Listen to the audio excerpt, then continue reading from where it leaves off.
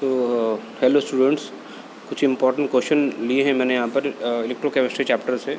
और जैसा कि पहले भी बताया मैंने आपको, ये जो चैप्टर है काफ़ी इंपॉर्टेंट है and it's weightage is of 9 marks. Okay, and this chapter is basically based on numericals also. So the first question is calculate the time in hours for collecting 24 gram of magnesium from MgCl2 using 10 ampere of current।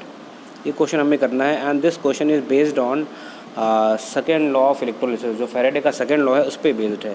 तो simple इस question को करने से पहले एक formula है वो हमें पता होना चाहिए, m is equal to z into I into t, z into I multiply by t, ये पता होना चाहिए। हमें टाइम इसमें कैलकुलेट करना है। m का मतलब होता है मास ऑफ सब्सटेंस, ठीक है। तो बेटा मास ऑफ सब्सटेंस तो गिवन है, कितना है 24 गिवन है। z का मतलब होता है इलेक्ट्रोकेमिकल इक्विवेलेंट या कांस्टेंट हम कह सकते हैं। और जब आप सेकेंड लॉ पढ़ोगे तो वहाँ पे एक फार्मूला आपको मिल जाएगा, जो इसका फार्मूला होता है बेटा z जो होता है, मैं लिख दे रहा हूँ, नीचे में लिख दे रहा हूँ, z इज़ इक्वल टू ये हो जाएगा आपका इक्विवेलेंट वेट अपॉन f, ठीक है। Equivalent weight of upon f means होता है फैराडे। अब इक्विवेलेंट वेट कितना होगा मैग्नीशियम का मास होता है 24। जब कभी भी एटॉमिक मास को हम नंबर ऑफ़ इलेक्ट्रॉन से डिवाइड कर देते हैं कि कोई भी एलिमेंट है वो कितने इलेक्ट्रॉन लॉस या गेन करता है, तो हमें इक्विवेलेंट वेट मिल जाता है। तो 24 इसका एटॉमिक मास है और मैग्नीशियम 2 इलेक्ट्रॉन लूज़ कर सकता है, तो 2 से इसको डिवाइड कर दे रहे हैं। और f की जो वैल्यू होती है 1 फैराडे की, दैट इज़ 96500, 96500 इसकी वैल्यू होती है, ठीक है। तो z की जगह पर मैं रख रहा हूँ ये पूरी वैल्यू, ठीक है। 24 अपॉन 2 मल्टीप्लाई बाई 96500, ठीक है, इसको रख देंगे। ओके स्टूडेंट, देन करंट कितना दिया हुआ है हमें, I कितना दिया हुआ है 10 ampere, current is time 10 ampere, और टाइम हमें निकालना है। ये इक्वेशन लगा देंगे हम इसमें, और जब आप इसको सॉल्व करोगे तो बेटा जो टाइम है that time is equal to आपका आ जाएगा 5.36, को सॉल्व करने पे आएगा 5.36 आवर्स, ठीक है। तो इस तरीके से क्वेश्चन को सॉल्व कर लेंगे हम। अपना फर्स्ट वाला पार्ट था, इसमें जो इलेक्ट्रोकेमिकल कांस्टेंट है उसको ध्यान रखना, वो होता है z equal to E upon F होता है। रब कर दिया मैंने, लेकिन आप इसको ध्यान रखेंगे। Then move to second question. Second question में आ जाते हैं। इसमें हमसे बोल रहा है कि दैट एक इक्वेशन दी हुई है हमें, और कह रहा है कि इसमें जो आपको वैल्यू दी है ई नॉट सेल की, दैट इज़ 0.059, ठीक है। What is the value of की, सी निकालना हमें। तो this is also a question of this electrochemistry, और जिसमें आपको एक टॉपिक दिया हुआ है बुक में, एनसीईआरटी में देखोगे, how to find equilibrium constant by using Nernst equation को यूज़ करके कैसे निकालते हैं, वो टॉपिक है इसमें, ठीक है ना। तो फॉर्मूला हम सीधे लगा दे रहा हूँ मैं यहाँ पे, फॉर्मूला log के सी इज़ इक्वल टू होता है n multiply by E naught cell और डिवाइड बाय होता है 0.059, ठीक है। ये फॉर्मूला हमें अप्लाई करना है। तो बेटा इस वाले क्वेश्चन में हमें कैसे निकालना है, ठीक है। n की वैल्यू कितनी हो जाएगी, 2 हो जाएगी। यहाँ पे नंबर ऑफ़ इलेक्ट्रॉन जिंक ने कितने लूज़ किए हैं, जिंक नहीं सॉरी, यहाँ पे x लिखा हुआ है, ठीक है। तो x पे चार्ज कितना है, x पे चार्ज 2 का चार्ज है, तो n की वैल्यू 2 हो जाएगी। और ई नॉट सेल कितना दिया हुआ है 0.059, ये हमको गिवन है क्वेश्चन में, आप देख लो। और नीचे कितना लिखा हुआ है 0.059, ठीक है।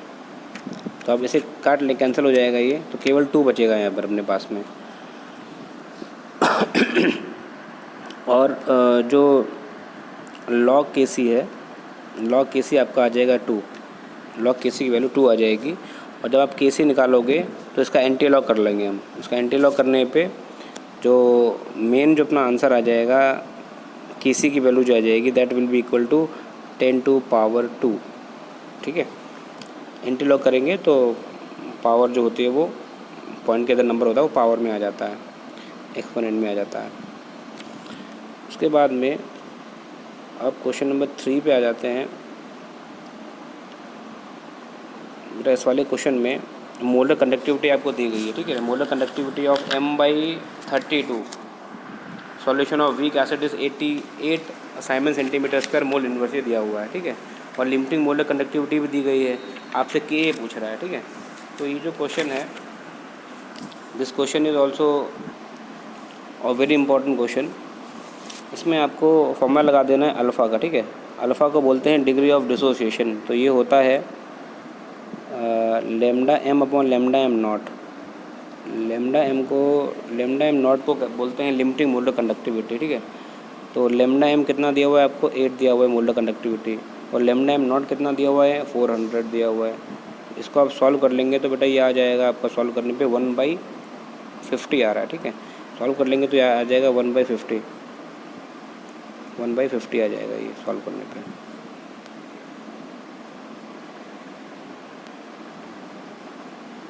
वन अपॉन 50, ठीक है।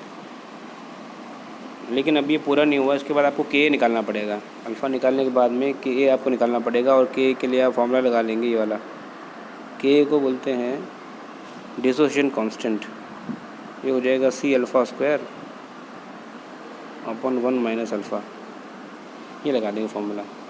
जब इस फॉर्मूले को लगाएंगे, कंसनट्रेशन बेटा कितना दिया हुआ है, कंसनट्रेशन आपको गिवन है, कितना है M/32, अल्फ़ा की वैल्यू आपने निकाल ली 1/50, इसको सॉल्व कर लेंगे, ठीक है। तो जो आंसर आपका आ जाएगा, तो बेटा इसमें जब सारी वैल्यू पुट कर देंगे, कंसनट्रेशन हमको दिया हुआ है 1/32 और अल्फ़ा हमने निकाल लिया 1/50, इसको जब के सॉल्व करेंगे, जब इसको जब सॉल्व करेंगे, के को सॉल्व करेंगे, तो ये आपका आंसर आ जाएगा 1.25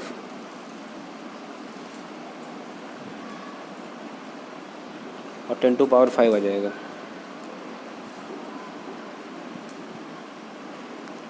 वन 1.25 10⁵, के की वैल्यू आएगी 1.25